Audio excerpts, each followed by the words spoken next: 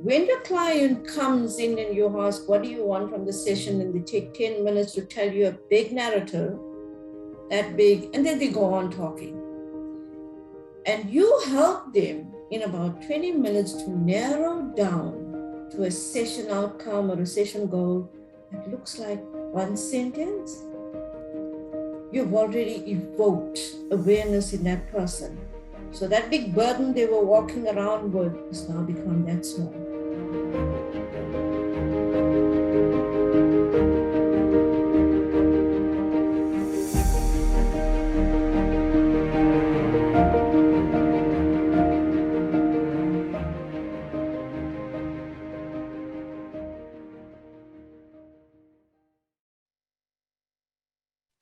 Recording in progress. Here we go. All right. Hello, everyone. Welcome. Can you let us know where you're joining from? Okay. So everyone, I'm Neha. I'm sure you've seen me around already. I'm joined here today by our amazing associate trainers. Smita, Komal, Cindy, and Prakash. Super excited to be here. We're going to talk about core competency 7, evoking awareness. All right, we have someone from Switzerland, Keshav from Bangalore. Wow, okay. Hi, Lakshman, good to see you. Lakshman is one of my batchmates in my cohort, my coach training cohort with Smita and Tracy. Vineet from Bangalore, Narayan from Bangalore, Sonia from SA, South Africa. Wow, okay. Bindu from Mumbai, Rajan from Noida. Awesome. Hassan from Oakville. Oh, pretty near me. Oakville, where are you located, Komal? Mississauga. Oh, okay. All right. Yeah. So we have Komal from Mississauga, Cindy from South Africa, and Ash from India. And I'm from Kitchener, Ontario. Okay. Sorry, sorry, what was that? So there's Emily from Kitchener, Ontario as well. So, oh, yay. Great. Wow. Lata. Peter, you in Bangalore, right? Yeah. Yes, Cindy, I'm from Bangalore. And Prakash, you from? Mumbai. Bangalore. Also. Yay. And Mia, you also, right? I'm in Gurgaon. I'm in northern India, just next to Delhi. Yeah. Yay. All right. Okay. So we're going to begin now. We're going to start talking about evoking awareness. I'm going to be here moderating the panel, but also I'll be looking at the chat box for all of your questions. Please keep them coming. I know you will, because you always do. All of you are always so engaged and actively participating in the conversation. It's so wonderful to see that and to experience that and to be part of it. So evoking awareness. I can hardly contain the smile on my face because I don't know, I have just found this topic to be so interesting. As I'm making my way through coach training and reading about all the different competencies, and then we're having discussions in the class and we're trying to understand how to implement them. But like right from the beginning, even as you go through the list of all the competencies, I don't know, something about it really like stood out to me. You know, it's like kind of, you go into your closet and there's always that shirt which always stands out. You're like, yeah, I'm going to wear that, I'm going to look good. Not that you're going to wear this competency, but it's just a competency that feels like it solves a puzzle. It's like a missing puzzle piece. And why does it feel like that to me? I was wondering about like, why does it pull me so much? Why does it attract me so much? And I remember a few years ago, a couple of years ago, just before all the madness, I remember just reflecting on my own coaching practice, which was, I was doing fitness coaching. And I didn't go through any traditional like ICF type of training. But there was a moment that I had in my coaching where I realized that I'm not really helping people. Like there was this, we all into coaching thinking we're going to help people, and that's kind of a nice and honorable intention to go in with. But there was a moment I realized that helping people, and I actually wrote it on a post-it note, which has been on my wall for a while. It's like helping people actually means like you're robbing them of the, ability to grow and have their own experience and like grow through their own experience. You're not really helping them. And when they don't have that own experience, then they're not gonna, it's not going to lead to the pride and self-esteem that comes with actually solving challenges and going through an experience and figuring out the answer yourself. So I think that's what I felt at the time. And I was like, well, I'm not really helping people. I don't know what to do with this information, and that's why when we talk about evoking awareness, I'm like, okay, this is a way to help someone, but it has no ego attached to it, in that I'm not trying to say I helped them come to this solution, or I helped them and I gave them this solution. It's not really about me. It's about them and them coming to the solution on their own. So that is point number one of why I'm geeking out over evoking awareness.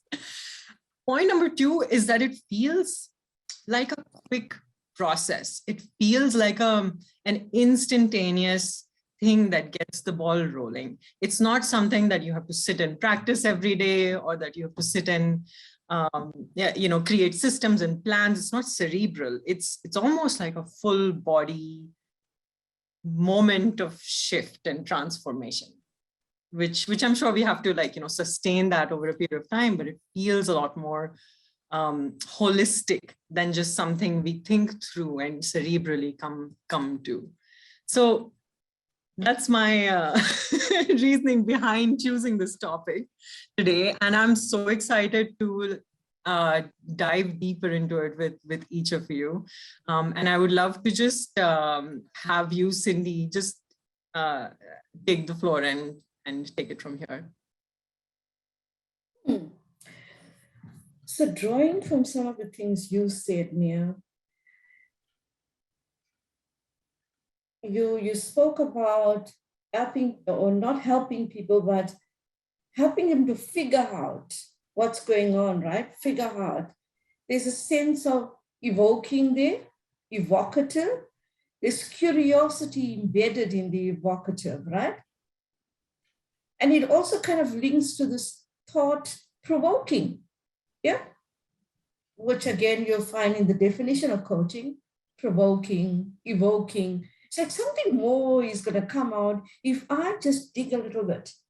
And the digging is always around maybe asking a question, noticing, observing, and also something you implied there around in what we are doing, somebody else is developing something about themselves. So perhaps the undersurface of evoking awareness is the potential being released in the other person. And I can see it in you. I mean, all that smile and excitement. It sounds like a whole lot of potentials coming out of you.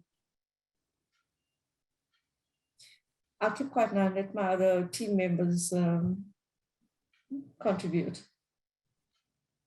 Thank you, Cindy. I hope that is actually what it looks like. That's interesting that you point that out. That's what it looks like when potential is coming out. Yeah. You know, Komal, is there something you would like to chime in with? I know you have some thoughts on this. Love to hear from you. I know there is a lot to build around, awareness, and how you began and how you started is like, that is the key realization, that instead of doing it for others, just showing them that they can do it for themselves. And how they can do it for themselves is something within themselves. And then what Cindy said, the beautiful words of evoking and provoking, it is interesting. It is very, very interesting, like you just sort of, and for me, it also holds a little bit of playfulness as well. to the whole process. Like very playfully, you're gently nudging, cajoling, or, challenging. And through that, something gets evoked in the person. And when that happens, you just sit and relish there and say, yes, yes, something is happening. So that is where I think for me personally, the joy of coaching lies for me as a coach. When the client says something and they're becoming aware, and all I'm doing is either just relishing in what they're achieving, and that just showing it back to them. Because while evoking and provoking is important, it's also important that the client becomes aware that yes, they are becoming aware. Sometimes they can have a beautiful awareness, but can go in the flow. So unless we just stop, take a moment and say, that's an awareness, and the person start to identify that yes, I've actually found something, and something beautiful. So I think that's also an important piece for me. Thank you for that, Komal. Smita? Uh, that's such a beautiful explanation that Cindy gave, and then now Komal, about the perspective around evoke, right? Like, and I'm so glad that ICF made the shift from create, from the usage of the word create, to evoke, right? Like, evoke is something which is already existing in the client, and all we are doing as coaches is to bring above the surface. Whereas create would just have meant that, we helped them to bring something into existence. So I think that shift in that word, I really, loved what they did to the change in that evoke, or from create awareness to evoke awareness. Thanks for pointing that out, Smita. I did have that in my notes, but I got super excited by about the story, so I just went past it. But yes, the change from creating awareness to evoking awareness feels like an important and meaningful shift. Yeah. And Komal, I also just love what you said about relishing the moment where you do awareness. I think that's probably one of the things that's really exciting for me too, when I look at this phrase, even the phrase evoking awareness. Prakash, I'd love to hear your initial thoughts on the topic. Thanks, Neha. See, for me, it's like in the beginning of the session, it's like finding needle in the haystack. And, how we start is, so what's that needle that you're looking for in the haystack? And then, evoking awareness for me is helping the client magnetize themselves to kind of attract that needle from the haystack without, having to scramble around it, or, without having to really push themselves into the haystack and then, worry about where is my needle. It's about, helping the client magnetize. And the second thing is, when it really comes to them, how do they take it, and what do they do about that needle? It's about helping them attract what they want. For me, that's what is coming to me. It's not getting there, being inside, because they're not outside to be as an observer the way we can do it. They're inside the haystack, helping them magnetize and attract that needle for themselves. Amazing. I love that analogy. That's really beautiful. One of the things that I was wondering about as I was preparing for today, for this discussion, is like, I was curious about what do you think it is that prevents people from having awareness? Like, what are the blocks to awareness? Is it something that we lose as we grow up? Like, how we lose touch with our gut feelings and emotions, or we start to ignore our gut feelings and emotions because of conditioning and things like that. Is it those things that lead to a blockage in awareness, or is Hmm. Are we getting caught up in beliefs and thoughts and feelings and ideas and patterns? And that's why that awareness isn't emerging on its own naturally. What is so special about a coach being present and listening and challenging allows someone to unblock themselves, or is it even correct to say that there are blocks to awareness? Is it just such a deep well that it's impossible to say it's a blocking, but it's probably what Prakash said, magnetizing, like magnetizing yourself to attract the needle. Any thoughts from anyone? I think Nia, it's different for different people, right? We all know that. But I want to say this, it's a certain type of condition being presented that would allow for the space for awareness to be evoked. For example, one of it is confidentiality, or a safe space, trust, safety, confidentiality, and where there's enough silence, there's enough quiet moments for something more to emerge, right? There has to be this condition for awareness to emerge. And coaching, the process of coaching is one profession that provides that. Now, I'd like to take an example here. If we were talking to a friend and they were telling you some dramatic story that happened, they would just talk. And we would just listen, and just throw in our own advice. Yeah.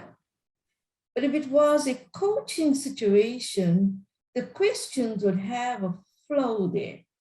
What is it this client is looking for in the session? And this kind of flow creates the environment for eventually this awareness to show up. The best model that comes to mind around it right now is that neuroscience model, the 4 phases of an insight, where you would see there's an awareness of a dilemma, one of the phases, and the next one is reflection. So there's an awareness. There has to be this quiet space of reflection for the illumination or the energy of the awareness to begin to emerge. And then, of course, client feels motivated, that's the last phase, to take some kind of actions, right? Mm. So I think it's about the condition presenting itself. Yes, of course, there will always be blocks and struggles and what that gets in the way.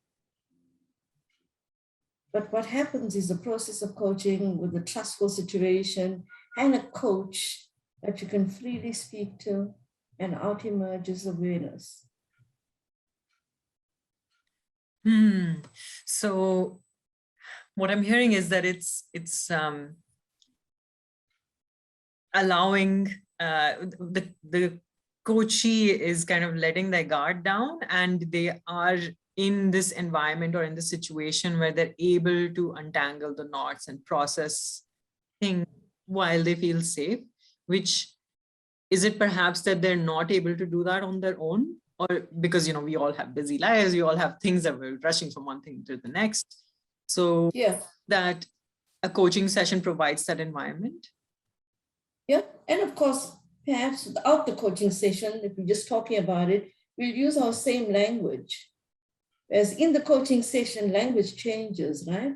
And questions emerge that are more to the process of coaching. And, thought-provoking, creative questions, clarifying questions that will bring out a bit more in the client. So spot on. It's a place for untangling.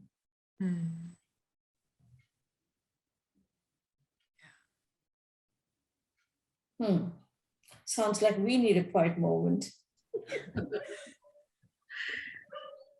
When you were saying, Neha, about that question, like what happens, a funny answer came to my mind, that life happens. Life happens. And the way we choose to live life at a pace and in the ways would actually determine quite a lot, like whether we have created in our lives the space to become aware or not. So if our life is, and it demands a very fast and very, focused thing on a whole lot of other things, we don't have room to become aware continuously. Like, and then Cindy added to it, like, there need to be an environment that enables awareness. And that environment or that surrounding is presented in a coaching conversation. So taking it back to our lives,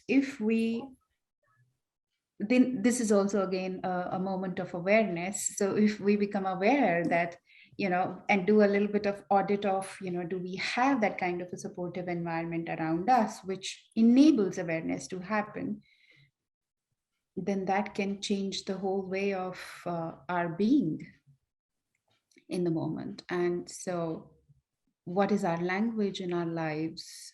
And do we have enough reflective moments and spaces in our life? So all of those things sort of matter. And like somebody said in the chat, like we've got some beliefs and blocks, and yeah, so all of these things are a natural part and parcel of our growing up. We do form belief based on our experiences. But again, it comes down to, do we have sufficient space and time to even look into those beliefs in our lives? And that is where coaching really comes in and offers that space. Yeah. I think a lot of them have said about beliefs. Evoke awareness is the core competency 7. I think before that, if presence is not there, if listening is not there, if there is no trust, I think all of that will cause in dropping the awareness, right? I think for evoking awareness to be powerful, I think we have to listen well to the client. We have to build that trust so that when I am posing a challenging question to the client, it lands well on the client and not seen as some kind of a personal attack. Yeah, and that makes the person, maybe the ego will come into play in that sense. Yeah, very interesting you bring that up, because this is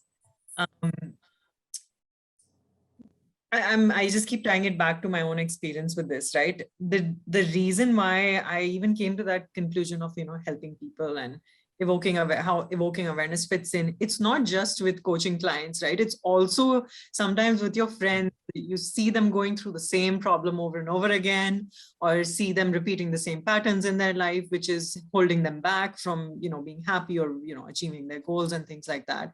So,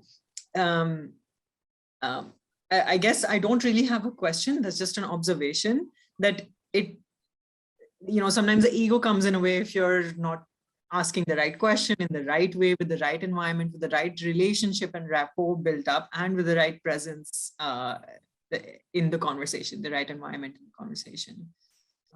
That's a lesson to take away for me.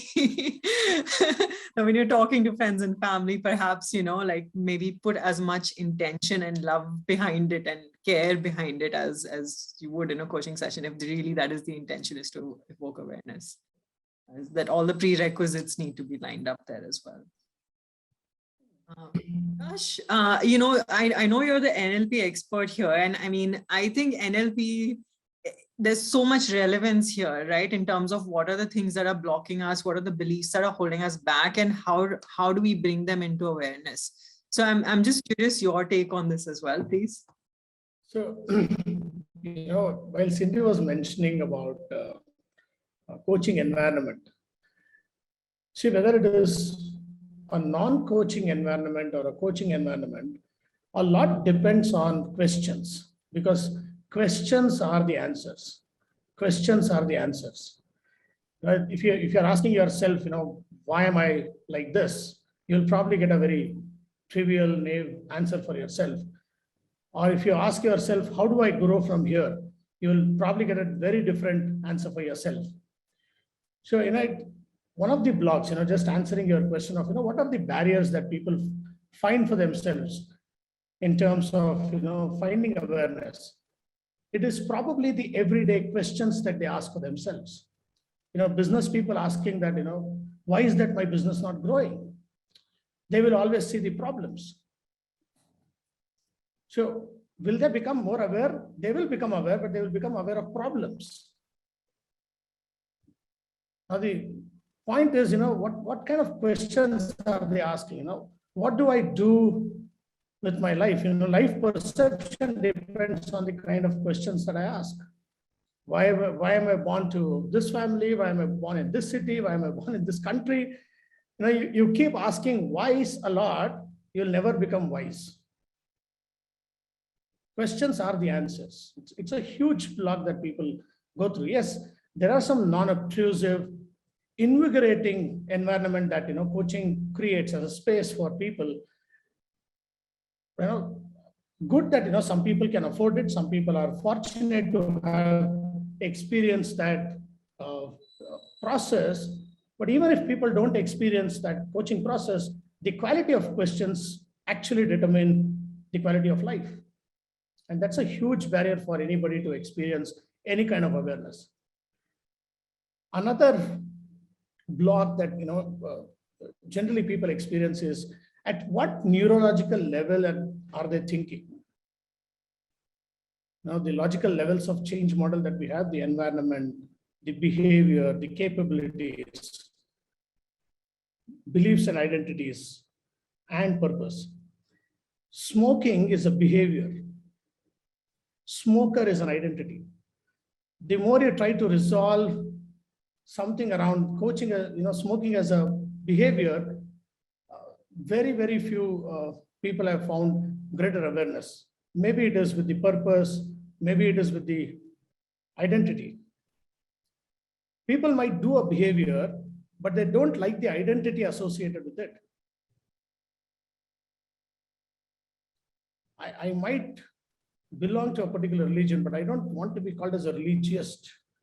That identity is a question. So, when people have problem in a lower level of neurological stage, asking question at a higher neurological level often has got problem, solutions. As Einstein said, you cannot solve the problem at the stage where it is created. It's always higher. So that's my take. So would you be willing to just share the levels again? Like, are there levels established, or are you just thinking of it? It is established. Okay. So it's the environment at the bottom of the pyramid, and its behaviors, and then the capabilities, and then identity, and then belief values, and then finally the purpose. Because when the purpose changes, everything else changes. So is this, would we work on the purpose first, or would we get down to the purpose first before we start working on, or like, do we need to work on the other layers if we're working on the purpose, if it all kind of trickles down to that, or do we work our way up through the levels? So it depends on, identify at what neurological stage your client is operating with. Some people come, rambling that I do this, I do this, I do this. That they're talking about behaviors. Or some people say that I can't do this, I can't do this, I don't know how to do this, I don't know. That they're working at the capability levels. Some people are, constantly speaking about, I trust in people, but, I've always got this back. They're speaking about beliefs. That they're speaking beliefs there. So wherever you feel that the client is, just slice it up and see if you can operate at the higher level and question at the higher level, because that is probably where the solutions are. Love it. Awesome. Prakash, I would love it if you could just write down the levels in the chat box. Thank you, Komal. She has sent a link for logical levels of change. Komal has done. Oh, fantastic. Awesome. There we go. I think we need an article on the Coacharya website also. Certainly. About this. I think this is a fascinating input that you've shared with us in terms of the the different levels. And I can identify it in myself also, like there are so many thoughts that we have in a day, right? And so many of them are at these different levels. I think it's quite clear when you start identifying these things within yourself. And speaking of which, I think the next question that I had, or something that has been coming up a lot, is how is the coach's level of awareness complicit in helping evoke awareness in the client? Yeah, Cindy, I can see you already have something to say. Please go ahead. Yeah, because embedded in that core competency, evoking awareness, is how the coach shows up. Yeah, the last few markers or bullet points there is about how the coach shows up, exactly that point. And of course, one of the things is coach will ask questions one at a time, using language that's clear and concise. And it says primarily open-ended questions. All this creates that environment for simplicity, right? How the coach comes across, because it's evoking more in the client. So more is coming out of the client, and the coach is playing a lesser space of just simply partnering with the client to do some simple questions, one at a time, that's doing all these evoking. There's also there in that embedded in how the coach shows up, coach allows moments of silences, allows or invites silences, pauses, reflections. Again, giving enough time for something to change in client. And those change movements is, of course, as Prakash pointed out and Kamal Smita said, the questions we ask. And it could be around the values, beliefs, and of course, the movement from current to beyond, current to expanded or new ways of thinking. But it requires it requires enough silence to answer it.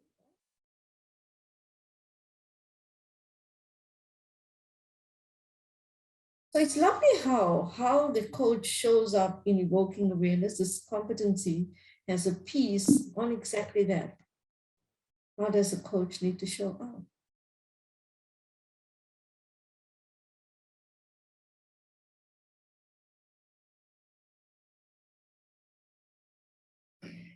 That's so true. And what it's also bringing to me is what Otto Schrammer in his theory U mentions about the generative listening space. It's like all the thoughts, all the ideas, everything is emerging from a common space. And if the coach is showing up in the complete presence and in a, there's one beautiful competency marker which says that the coach treats the client as a whole person.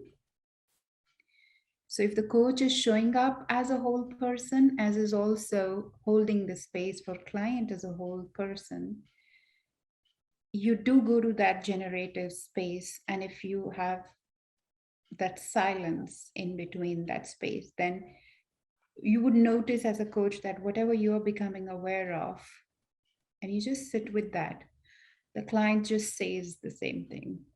The client just speaks out. The client, opens up to receive that awareness, which is coming from that generative space. And so what Cindy has said about showing up and this question is very important, because if you are present in the same space like that and just hold it for a moment, it would happen eventually for the client as well.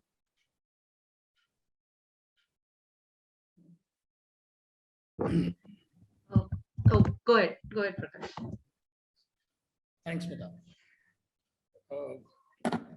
7.8 says, coach allows the client to do most of the talking. Now, initially I used to wonder how. Because what if my client is not speaking, how? And then let's say if somebody shared something, the curiosity is beyond, is there anything else about it? So I love this model from David Grove, clean language. One of the question is very simple. It is, and nothing else. Somebody shared something, and in the end, say and just take a pause. Maybe there is something else. Maybe there is something else.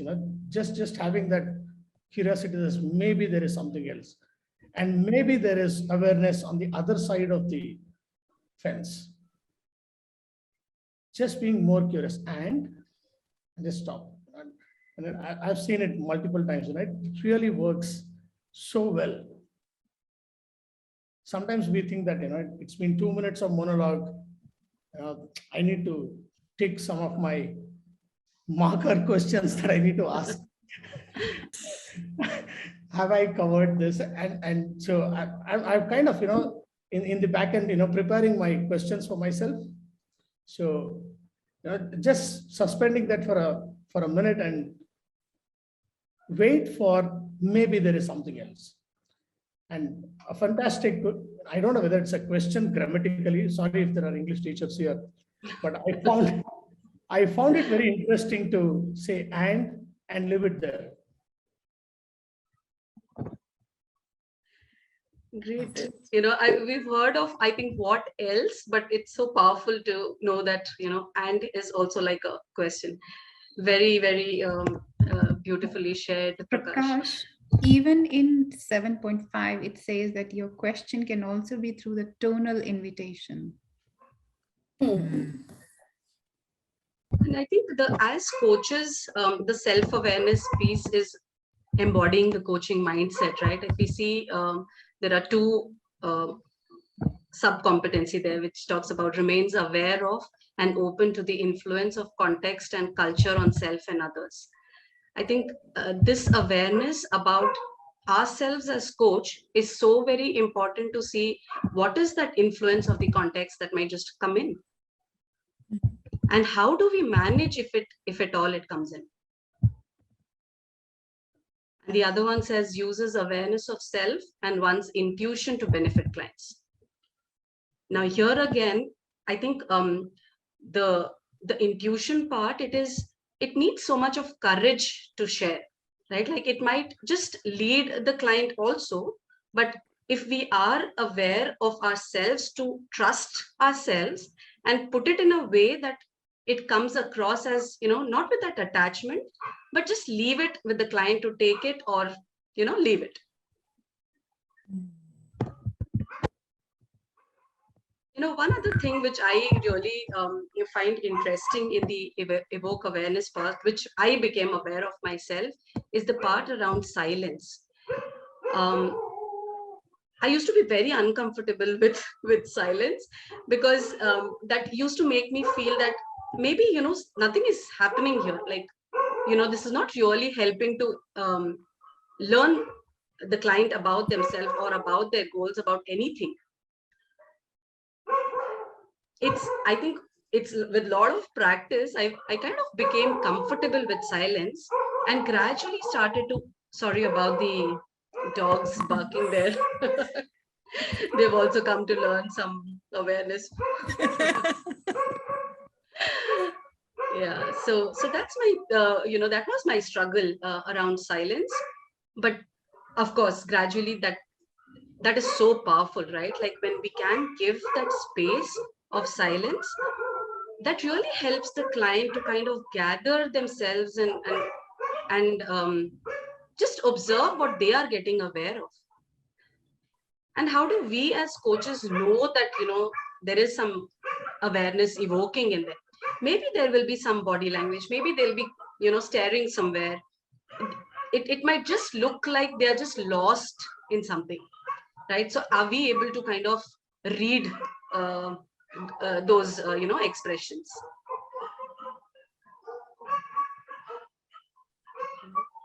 Beautifully said. This makes me think of, when I was a little girl, I used to love games which were about like being a detective, where you're just investigating something or the other. And it sounds like the kind of approach that one would bring to a coaching session is to just like investigate and to be there, to look for clues, to look for hints and things like that. So perhaps whatever is in that silence, the fact that it's so powerful and that you are all saying how powerful it is, I still need to experience more coaching perhaps to really get the full understanding of how powerful it is. But this is definitely something I'm going to take away with me, to let those silences sit and to investigate and to look for then clues. One thing that does come up quite a bit again with evoking awareness is I'm talking about looking for clues, and we're talking about asking questions. How and there was also something in the competency definition about using metaphors and analogies.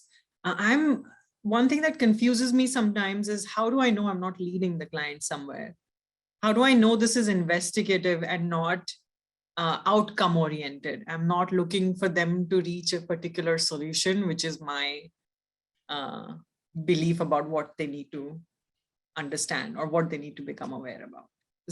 I guess it happens a lot more with the more you know the person, or the closer you are to the person. It could happen more, but even in a coaching context, even if you don't know the person, perhaps one thing that does come up for me is how do we evoke awareness without leading? How do we know we're not leading?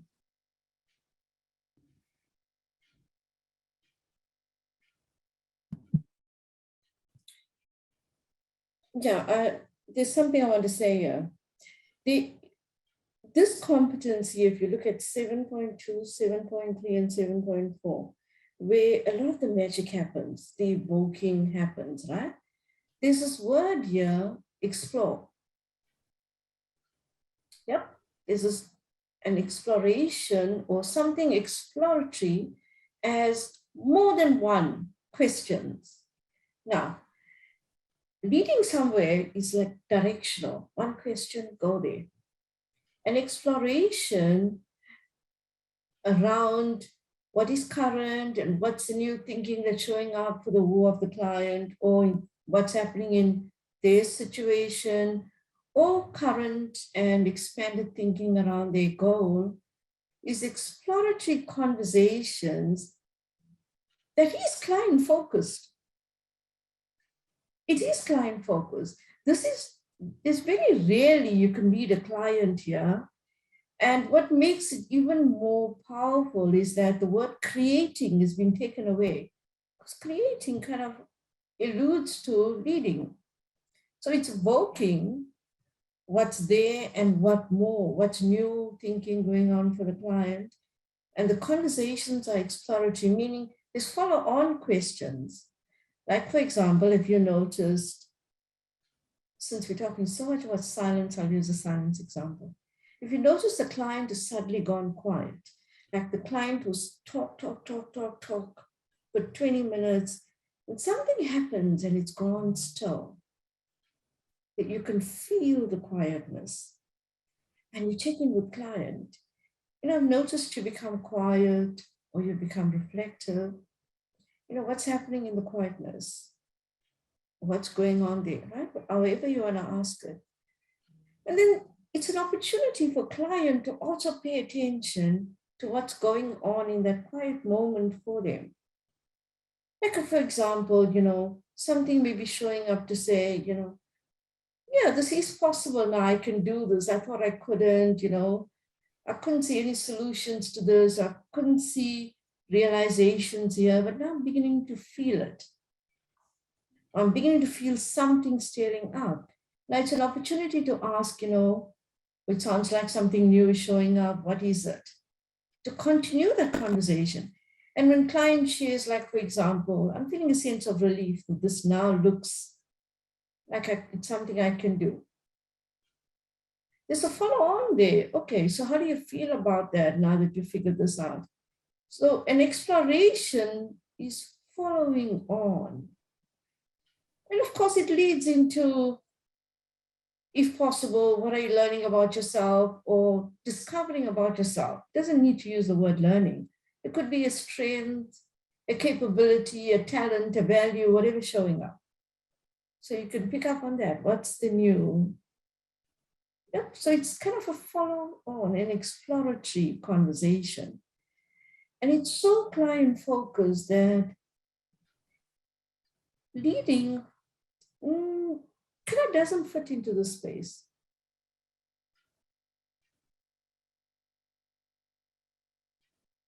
Prakash, you want to say something? Yes, indeed. When you spoke about, how do I know whether I'm leading or not? One thing that is coming to my mind is, where are my questions coming from? Is my questions to, to see or feel what I want to? Sometimes, the coach is asking questions for his or her own clarity, or whether the coach is asking a question to help clients see what they're not able to see, or what they're not able to feel right now. So is it the question asking for the client, or is it for the coach? So the more I ask for my clarity, in some ways, probably I'm leading.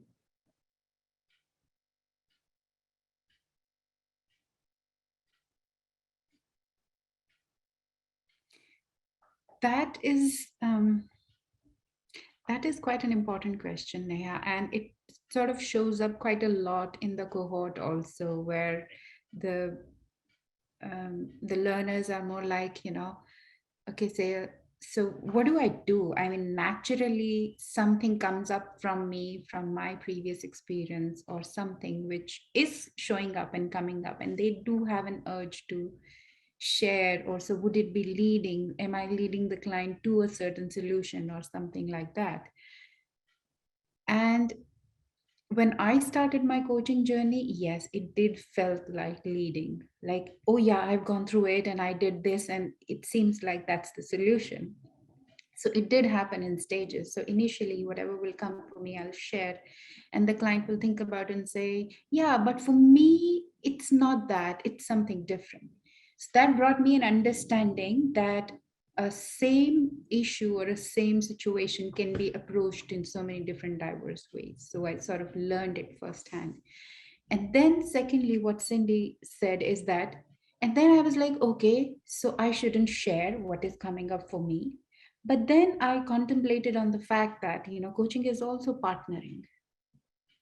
So if I'm not bringing my two bits,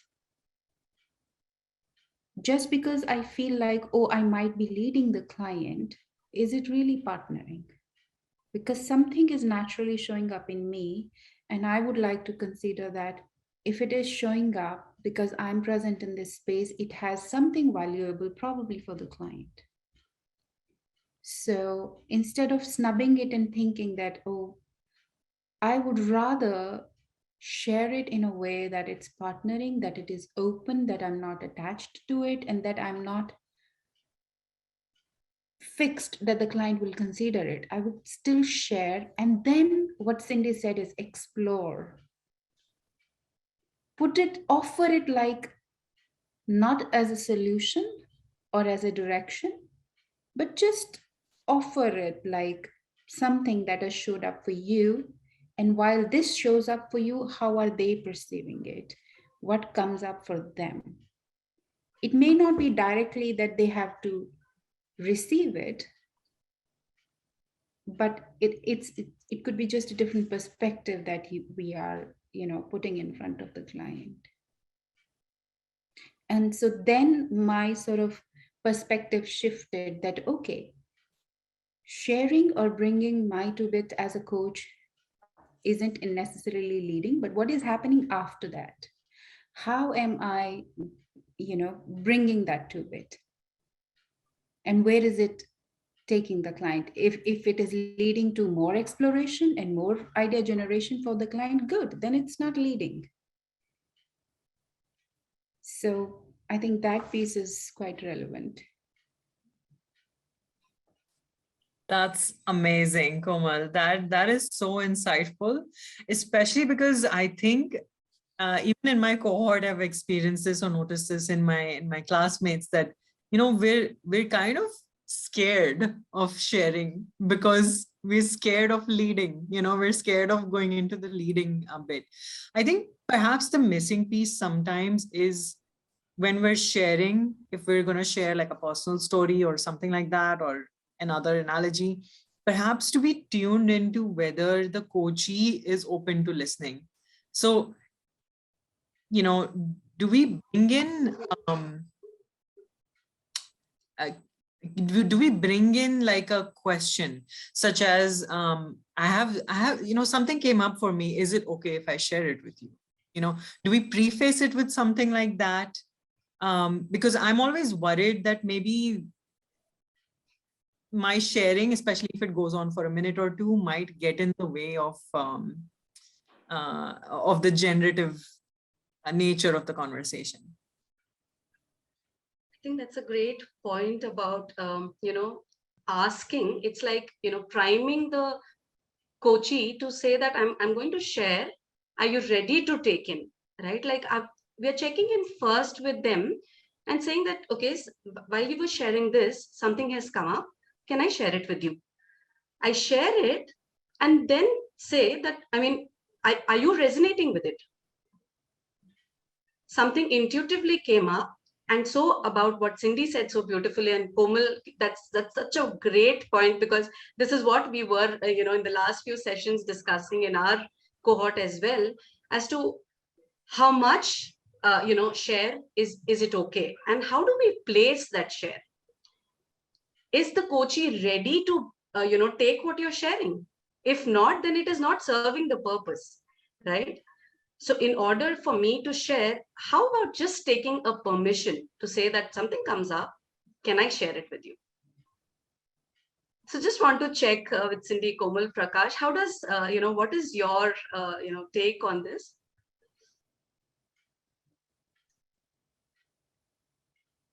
So absolutely spot on.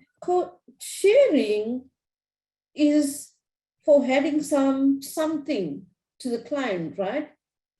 The same as curiosity. When you ask curious questions, it's to learn more about your client.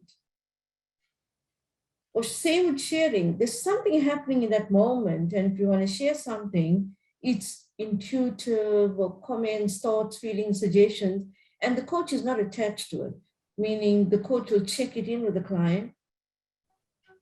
Clients can say, yeah, that's a great point, and start building on it.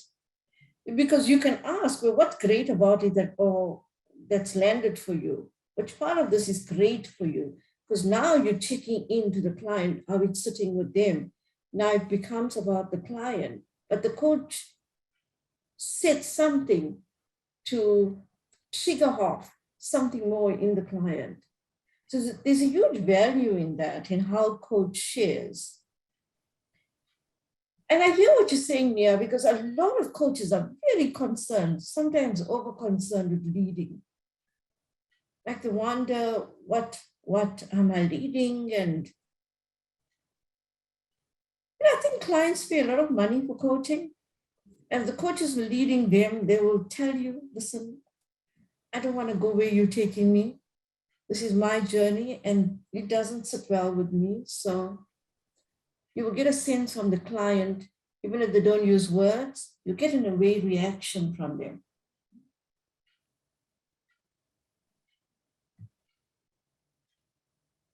And there's some things in the process of coaching that is indeed leading. But that happens within the process of the professionalism of coaching. Like core competency 3. We are asking the client, what is it they want to work on in the session? We are asking the client how they know they're making progress in the session. But all that is a process of coaching, where coaching focuses on solutioning or walking away with some actions and building on it and making progress. Focuses on goals. So some things in coaching is a process that is considered leading, but it's in full partnership with what the client wants. So the coach holds the process of coaching. All the answers and gifts and capabilities, what is coming out of the client.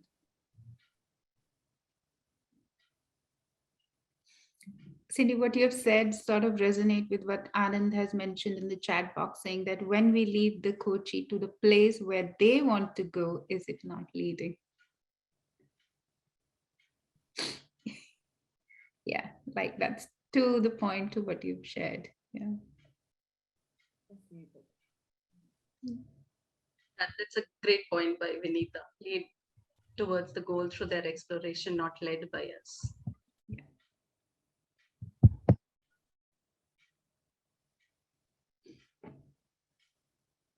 I think a lot of this, something that's coming up for me is just that a lot of this is about removing your own ego. And, as a helper, as somebody who's helping somebody do something, and yet there is perhaps a facilitation. There's perhaps just a, holding of space, as the Instagram community loves to say these days, holding a space for someone to go on their own journey or to figure things out on their own. Yeah. So I really appreciate this conversation. We have about 5 minutes. I did have many more questions, and I think perhaps if any of you have any closing comments, I would love to hear that. And I think one of the things that I really did want to touch upon, so if it's okay with you, we'll take another 5 minutes to do that, is using this competency in a workplace situation. So evoking awareness when in the context of leadership and organization. I think one of the things that we encounter over and over again that I've heard from all the other trainers as well, when we're teaching or when we're training corporate leaders and helping them develop coaching skills, one of the things that comes up again and again is, oh, I don't have the time to lead them to, and evoking awareness. We don't have that time. We have things to do. Things are urgent, and we can't just sit there and keep asking them questions. There's this almost kind of eye roll that comes up from managers and leadership. So I'm curious how we can approach that, or what are some of your thoughts on that? Can we touch on it just in the final few minutes of this one? That's such a wonderful question. I think you're talking about organizations, but I'm just thinking about with all the relationships that we have, right? Like this is so powerful. And if we are able to evoke awareness in the other person, it is an inside out approach. And so there is more ownership to the task that I am given to perform, and there is more accountability. I think if these two words, the manager gets to know that, this is what will happen if I'm able to ask the questions rather than just go and provide some solution. I think there will be investment in this process. Yeah. I think, Neha, what you said, if a manager says that, oh my God, I have to chase the targets and I've got no time to sit and evoke awareness. Well, they need to be coached, first of all, for their own mindset. Because it's like, I don't have time to say service my car because I have to run it and I have to reach some destination. Well, come on, how long the car will run? That means that there is something which need to be addressed, because it really doesn't look like that. It seems like, oh my God, evoking awareness is such a huge task. It probably takes God knows how long a time. I would say if you as a manager are sitting in the right framework of your mind, and if you are present really not just with the objective that you've met, but also the whole system, and your team members are adequately what is their mind level, where they are exactly. Sometimes it happens with us also. Like there are some clients whose mind is so distracted and so disturbed that it takes a whole lot of time to first bring them to a space where they are focused. And when your mind is prepared, just one question would bring the kind of awareness that, you know, entire year of your living would not do. So it's also about preparing our minds and bringing them to a point of concentration where they are ready to receive. You know, it's like that they have ample oil that you just spark and it lights up. So I think for managers, it's very important that they do invest some time continuously, because awareness isn't about digging a mountain. it's just lighting a lamp that has oil in it. Yeah, I know we are just about time.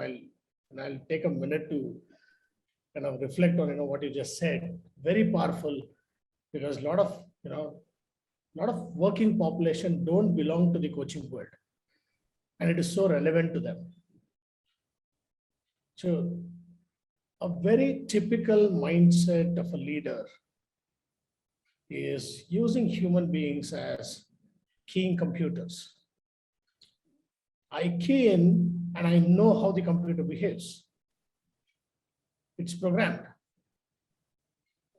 So if I want something to be done by Neha, I tell you what to do.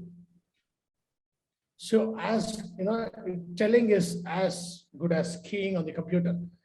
So as long as I'm in the tell mode, it's almost impossible for me to get into that coaching mindset, because coaching mindset starts with your ability to ask questions. And when you ask questions, you have to wait for answers. And I can't wait. So, I'm tempted to give you answers.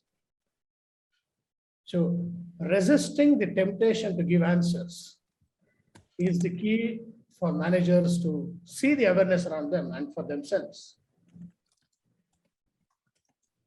Yeah, such lovely points. I'm going to share on closing thoughts. And then, of course, I hand over to whoever else. Coaches or everyone on the call, evoking awareness doesn't happen at some key point after competency 6. It happens right from the beginning of the session. When your client comes in and you ask, what do you want from the session? And they take 10 minutes to tell you a big narrative, that big, and then they go on talking.